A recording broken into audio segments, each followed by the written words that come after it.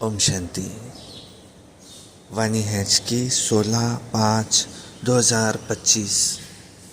सारे मुरली का मीठे बच्चे, तुम्हारा लव एक बाप से है, क्योंकि तुम्हें उनसे बेहद का वर्षा मिलता है और तुम प्यार से कहते हो मेरा बाबा। प्रश्न है, किसी भी देहधारी मनुष्य के बोल की भेंट बाप से नहीं की जा सकती, क्यों? उत्तर है, क्योंकि बाप का एक एक बोल महावाक्य है और जिन महावाक्यों को सुनने वाले महान अर्थात पुरुषोत्तम बन जाते हैं। बाप के महावाक्य गुलगुल अर्थात फूल बना देते हैं और मनुष्य के बोल महावाक्य नहीं है, उनसे तो और ही नीचे गिरते आए। गीत है, बदल जाए दुनिया न बदलेंगे हम।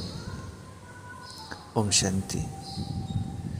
गीत की पहली लाइन में कुछ अर्थ है, बाकी सारा गीत कोई काम का नहीं है।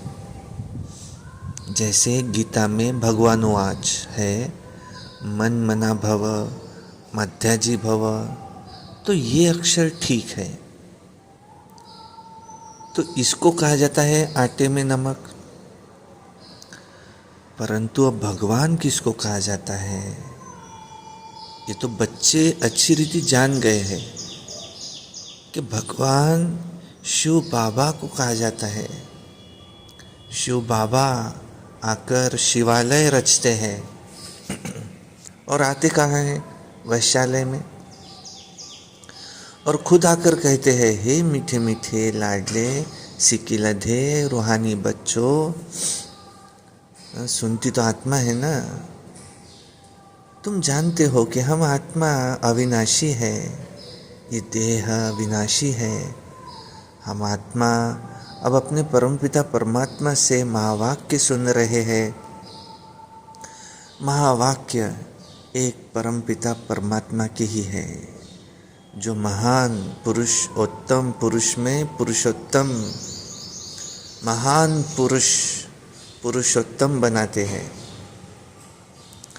बाकी जो भी महात्माएं गुरु आदि हैं, उनके कोई महावाक्य नहीं है। क्या कहते? शिवोहम जो कहते हैं वो भी सही में वाक्य है ही नहीं। अभी तुम बाप से महावाक्य सुनकर गुलगुल बनते हो।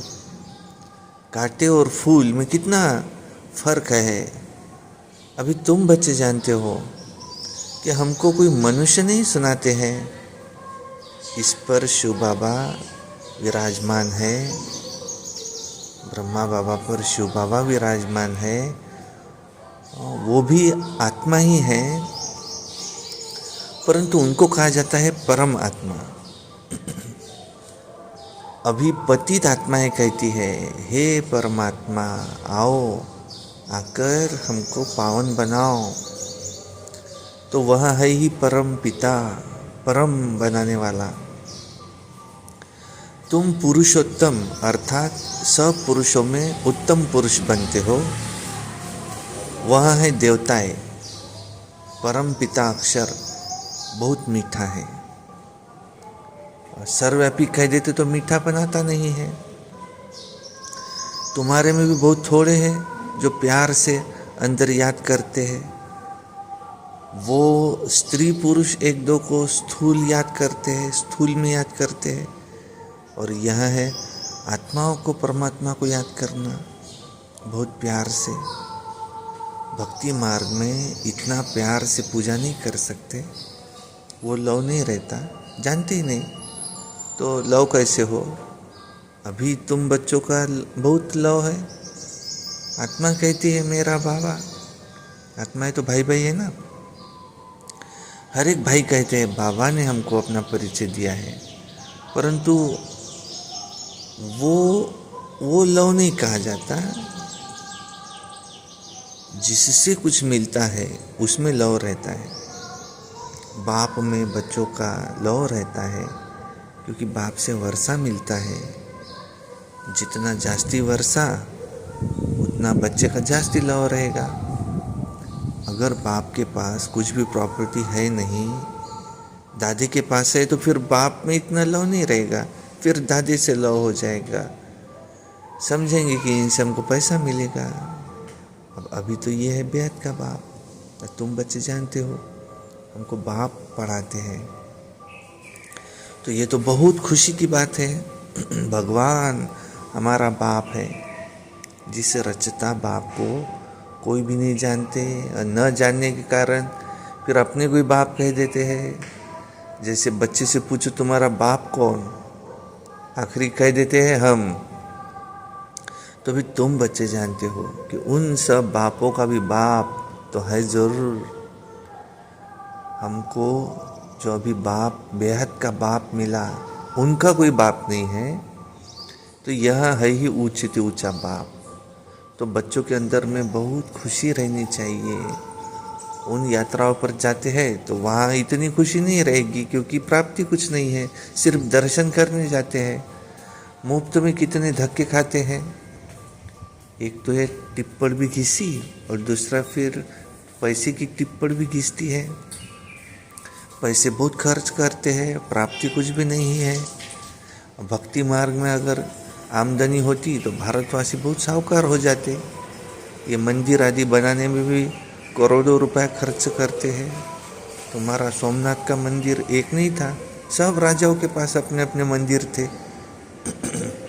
तुमको कितने पैसे दिए थे 5000 वर्ष पहले, तुमको विश्व का मालिक बनाया था। तो एक बाप ही ऐसे कहते हैं, आज से 5000 वर्ष पहले तुमको राजयोग सिखलाकर ऐसा बनाया था, और अभी तुम क्या बन गए हो, बुद्धि में आना चाहिए। हम कितना ऊंच थे, पुनर्जन्म लेते लेते एकदम पट आकर पड़े हैं, कौड़ी मिसल बन पड़े हैं। फिर अभी हम बाबा के पास जाते हैं, जो बाबा हमको विश्व का मालिक बनाते हैं। ये एक ही याद की यात्रा है, ये एक ही यात्रा है, जबकि आत्माओं को बाप मिलते हैं। तो अंदर में वो लव रहना चाहिए। तुम बच्चे जब यहाँ आते हो तो बुद्धि में रहना चाहिए कि हम उस बाप के पास आते हैं, जिनसे हमको फिर से विश्व की बादशाही मिलती है। वो बाप हमको शिक्षा देते हैं, कहते बच्चे दैवी गुण धारण करो, सर्वशक्तिमान पतित पावन मुझ बाप को याद करो। मैं कल्प कल्प आकर कहता हूँ माँ में कम याद करो तो तुम्हारे विकर्म विनाश होंगे। तुम्हारे दिल में आना चाहिए कि हम ब्याज के बाप के पास आते हैं, और बाप कहते हैं मैं हूँ गुप्त, आत्मा कहती है मैं भी गुप्त हूँ। अब तुम समझते हो, हम जाते हैं शिव बाबा के पास, ब्रह्मा दादा के पास जो कंबाइन है, उनसे हम मिलने जाते हैं, जिनसे हमको विश्व का मालिक बनने का वर्षा मिलता है। अंदर में कितनी बेहद की खुशी होनी चाहिए। जब मधुबन में आने के लिए अपने घर से निकलते हो तो अंदर में गदगद होना चाहिए कि बाप हमको पढ़ाने के लिए आया है, हमको दैवी गुण धारण करने की युक्ति बताते हैं। घर से निकलते समय ही अंदर में खुशी रहनी चाहिए। जैसे कन्या पति के साथ मिलती है तो जेवर आदि पहनती है तो मुखड़ा ही खिल जाता है, तो वो मुखड़ा खिलता है दुख पाने के लिए, तुम्हारा मुखड़ा खिलता है सदा सुख पाने के लिए। तो ऐसे बाप के पास आने समय कितनी खुशी होनी चाहिए। अभी हमको बेहद का बाप मिला, सतयुग में जाएंगे फिर डिग्री कम हो जाएंगी। अभी तो तुम ब्राह्मण हो, ईश्वरीय संतान हो, भगवान बैठ हमको पढ़ाते हैं। वो हमारा बाप भी है, टीचर भी है, पढ़ाते हैं, फिर पावन बनाकर साथ में भी ले जाएंगे। हम आत्मा अब इस छी रावण राज्य से छूटते हैं तो अंदर में अथाह खुशी होनी चाहिए। जबकि बाप विश्व का मालिक हमें बनाते हैं तो पढ़ाई कितनी अच्छी रीति पढ़नी चाहिए। स्टूडेंट अच्छी रीति पढ़ते हैं तो अच्छे मार्क्स से पास होते हैं। बच्चे कहते हैं बाबा हम तो श्री नारायण बनेंगे, तो यह है ही सत्यनारायण बनने की कथा, अर्थात नर से नारायण बनने की कथा। वो झूठी कथा है, जन्म जन्मांतर सुनते आए हो। अभी बाप से एक ही बार तुम सच्ची सच्ची कथा सुनते हो और वो फिर भक्ति मार्ग में चला आता है। जैसे शिव बाबा ने जन्म लिया, उनकी फिर वर्ष वर्ष जयंती मनाते आए। अब वो कब आया, उसने क्या किया, कुछ भी नहीं जानते। अच्छा, कृष्ण जयंती मनाते, वो भी कब आया, कैसे आया, कुछ भी पता नहीं है। कहते हैं कंसपुरी में आता है। अब वो पतित दुनिया और पतित दुनिया में जन्म कैसे लेगा। तो बच्चों को कितनी खुशी होनी चाहिए कि हम बैठ के बाप के पास जाते हैं, अनुभव भी सुनाते हैं ना कि हमको फलाने द्वारा तीर लगा कि बाबा आए हैं। बस उस दिन से लेकर हम बाप को ही याद करते हैं। तो यह है तुम्हारी बड़े से बड़े बाप के पास आने की यात्रा। बाबा तो चैतन्य है, बच्चों के पास जाते भी है, वह है जड़ यात्रा है। यहाँ तो बाप चैतन्य है। जैसे हम आत्मा बोलती है, वैसे परमात्मा बाप भी बोलते हैं शरीर द्वारा, ब्रह्मा बाबा के शरीर द्वारा। ये पढ़ाई है भविष्य 21 जन्म शरीर निर्वाह के लिए। वो सिर्फ एक जन्म के लिए पढ़ाई होती है। अब कौन सी पढ़ाई पढ़नी चाहिए, कौन सा धंधा करना चाहिए, तो बाप कहते हैं दोनों करो। सन्यासियों मिसल घर बार छोड़ जंगल में तुम्हें नहीं जाना है, वो तो निवृत्ति मार्ग है। यह तुम्हारा प्रवृत्ति मार्ग। दोनों के लिए पढ़ाई है। सब तो पढ़ेंगे भी नहीं, कोई अच्छा पढ़ेंगे, कोई कम पढ़ेंगे, कोई एकदम झट तीर लग जाएगा और कोई तो तवाई मिसल बोलते रहेंगे। कोई कहते हैं हाँ हम समझने की कोशिश करेंगे, और कोई कहेंगे ये तो एकांत में समझने की बातें हैं बस, और फिर गुम हो जाएंगे। और कोई को झट तीर लगा तो झट आकर समझेंगे, और कोई फिर कहेंगे कि हमको तो फुर्सत ही नहीं है। तो समझो उसको तीर नहीं लगा। देखो बाबा को तीर लगा तो फट से छोड़ दिया ना, समझा कि बादशाही मिलती है, तो उनके आगे ये सब क्या है, हमको तो बाप से राजा ही लेनी है। तो अभी बाप कहते वो धंधा आदि भी करो, सिर्फ 1 हफ्ता ये अच्छी रीति समझो। गृहस्थ व्यवहार भी संभालना है, रचना की पालना भी करनी है। वो तो रचकर फिर भाग जाते हैं। अब बाप कहते तुमने रचा है तो फिर अच्छी रीति संभालो भी। समझो स्त्री अथवा बच्चा तुम्हारा कहना मानते हैं तो सपूत है, नहीं समझते तो कपूत है। सपूत और कपूत का पता पड़ जाता है ना। तो बाप कहते हैं तुम श्रीमत पर चलेंगे तो श्रेष्ठ बनेंगे, नहीं तो वर्षा मिल न सके तो पवित्र बन, सपूत बच्चा बन, नाम वाला करो। तीर लग गया फिर तो कहेंगे बस अभी तो हम ये सच्ची कमाई करेंगे। बाप आए ही है शिवालय में ले जाने, तो शिवालय में जाने के लिए फिर लायक भी बनना है, मेहनत है। बोलो कि हम शिव बाबा को याद करेंगे, क्योंकि मौत सामने खड़ा है, कल्याण तो उनका भी करना है ना। तो बोलो अब याद करो तो विकर्म विनाश होंगे। तुम बच्चियों का तो फर्ज है पियर घर और ससुर घर दोनों का उद्धार करना। जबकि तुम्हें बुलावा होता है तो तुम्हारा फर्ज है उनका कल्याण करना, रहमदिल बनना चाहिए। पतित तमो प्रधान मनुष्यों को सतो प्रधान बनने का रास्ता बताना चाहिए। अब तुम जानते हो हर चीज़ नई से पुरानी ज़रूर होती है। नरक में सब पतित आत्माएं हैं, तब तो गंगा में जाकर के स्नान करते हैं पावन बनने के लिए। अब पहले तो समझे कि हम पतित हैं, इसलिए तो पावन बनना है। तो बाप आत्माओं को कहते तुम मुझे याद करो तो तुम्हारे पाप नष्ट हो जाएंगे। साधु संत आदि जो भी है सबको भी यही मेरा पैगाम दो कि वो बाप है, वो बाप कहते हैं मुझे याद करो। तो इस योग अग्नि से अथवा इस याद की यात्रा से तुम्हारी खाद निकलती जाएंगी, तुम पवित्र बन जाएंगे, तुम मेरे पास आ जाएंगे, मैं तुम सबको ले जाऊंगा। जैसे बिच्छू होता है चलता जाता है, जहाँ नर्म चीज़ देखता है डंक मार देता है। पत्थर को डंक मारेगा क्या? तुम भी बाप का परिचय ऐसे देते रहो, ये भी बाप ने तुम्हें समझाया है। तो मेरे भगत कहाँ रहते? शिव के मंदिर में जाओ, श्री कृष्ण के मंदिर में, लक्ष्मी नारायण के मंदिर में। भगत मेरी भक्ति करते रहते हैं, है तो बच्चे ना, मेरे से राज्य लिया था, अब पूज्य से पुजारी बन गए हैं, देवताओं के भगत है ना। नंबर 1 तो है शिव की अव्यभिचारी भक्ति, और फिर गिरते गिरते अभी तो भूत पूजा करने लगे हैं। तो शिव के पुजारियों को समझाना ये बड़ा सहज होगा। वो सब आत्माओं का ये बाप है, ये शिव बाबा है, स्वर्ग का वर्षा देते हैं। अभी वो बाप कहते हैं मुझे याद करो तो तुम्हारे विकर विनाश होंगे, हम तुमको पैगाम देते हैं।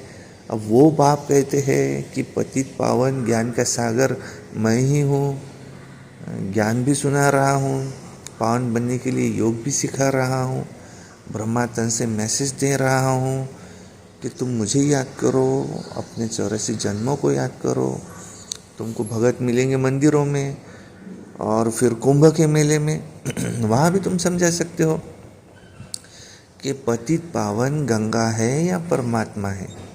तो बच्चों को ये खुशी रहनी चाहिए कि हम किसके पास जाते हैं, है कितना साधारण, क्या बड़ाई दिखाए, शिव बाबा क्या करे जो बड़ा आदमी दिखाई पड़े।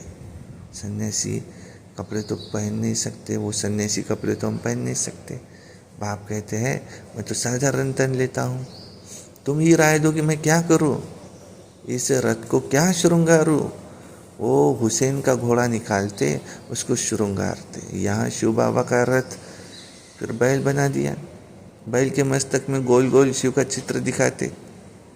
अब शिव बाबा बैल में कहाँ से आएगा?